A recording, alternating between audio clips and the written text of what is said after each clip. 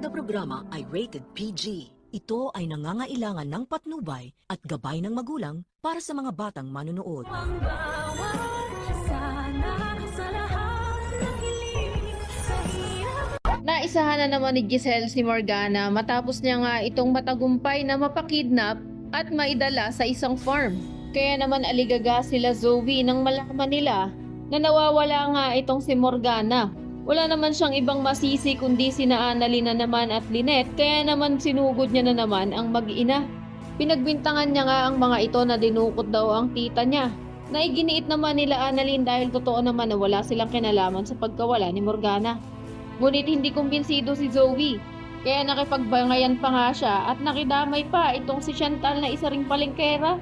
Pero nang awatin na sila ni Doc Ray at Doc Ken Prado ay biglang nagsalita si Annalyn na kung may pruweba daw ba si Zoe sa pambibintang niya.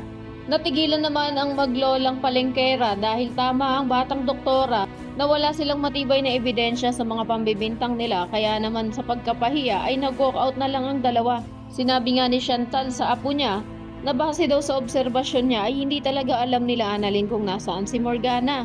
Sagot naman ni Zoe na kung wala talagang kinalaman sina Lynette ay nasaan na nga ngayon ang mami niya. Samantala sinabi ni Lynette kay Josa na base daw sa reaksyon ni Zoe ay parang kumbinsing-kumbinsi siya na nawawala talaga ang tita Morgana niya. Singit naman ni Josa na hindi daw ba Chinese si Morgana kaya baka naman daw nakidnap for ransom siya. Ang katanungan namang yan ay masasagot agad ni Nurse Karen matapos silang lapitan nito at ipakita ang live streaming na habang nakakadena nga ang paan ni Morgana ay nakakostume pa siyang baboy at napapaligiran ng maraming etchas. Isa na rin ito sa patunay na kasinungalingan nga at gawa-gawa lang ang sinabi nila na lumaki siya sa farm dahil na rin sa naging reaksyon niya. Kaya naman kung isa ka rin sa mga nagnanais na matapos na ang kahibangan itong si Derek at tapusin na ang abot kamay na pahirap ay i-click lamang ang like at subscribe button.